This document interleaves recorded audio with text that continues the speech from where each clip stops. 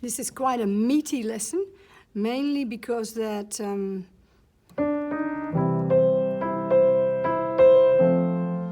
new,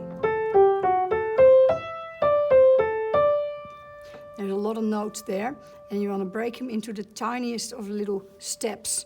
First one is, you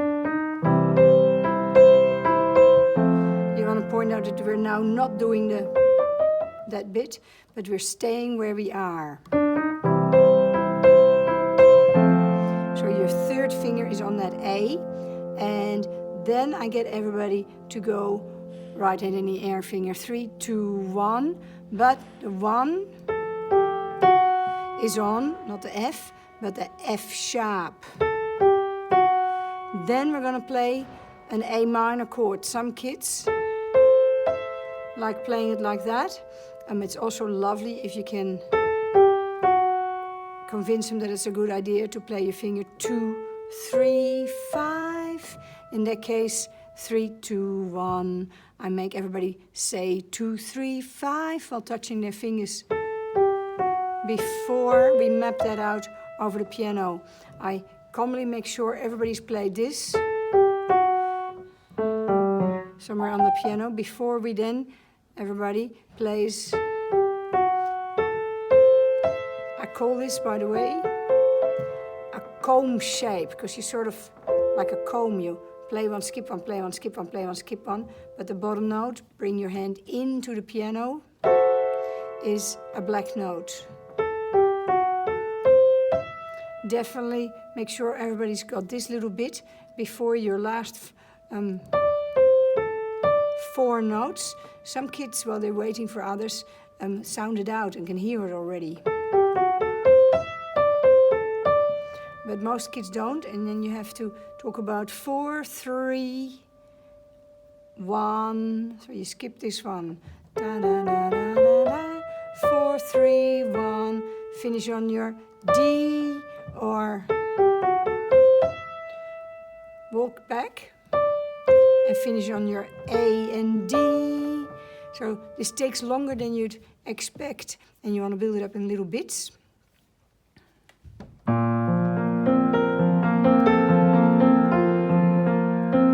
That bit is a nice opportunity to talk about your chords, your F minor, and your F suspended, F, B flat, and C.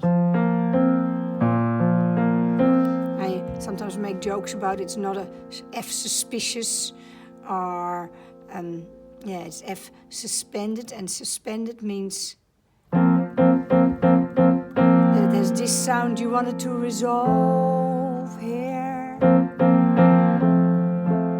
and that B flat reminds you that here we're also playing a B flat and then a B flat. And I talk a bit about sus chords and make sure everybody also goes 5, 2, 1, B flat, 5, 2, 1. Then, once everybody's done this bit, I add in the A and the F. And that is all we're doing new with Esperance. So we've got for entertainer, and we have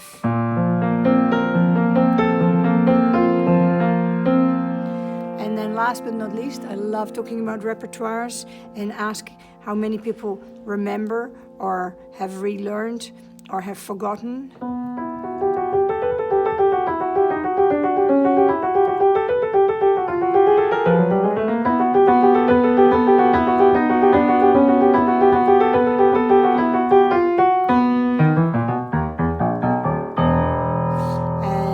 Opportunity also to talk with parents and say that it's a good idea to check in not only with the new songs, but also make sure that they keep some of their repertoire alive.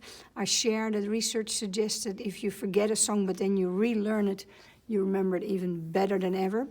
And I take that G minor chord, F minor chord, E minor chord again, and I teach everybody this. Left hand, bottom, middle, top, bottom, middle, top. Then your left hand goes where your right hand has just been.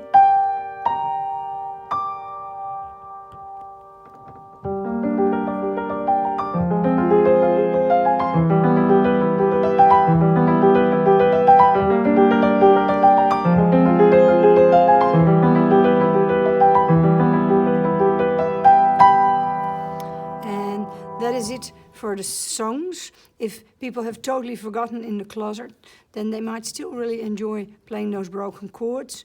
Or you could leave the broken chords out and say, have a look at the video for the broken chords, but see if you can get a little bit of in the closet back. In the meantime, if you have time left over, check in whether they are doing any pop songs using their chords. See if they get their head around the idea that this is your E flat and this is your E. E flat, E, E flat, E flat minor. Your third note comes down. And otherwise, if you have time, you could check in on the reading, but I run this lesson today and I left it out today. But in the reading, we have our middle C, treble G, bass F, and from line to space to line to space, seconds, line to line to line to line, or space to space to space to space, are thirds.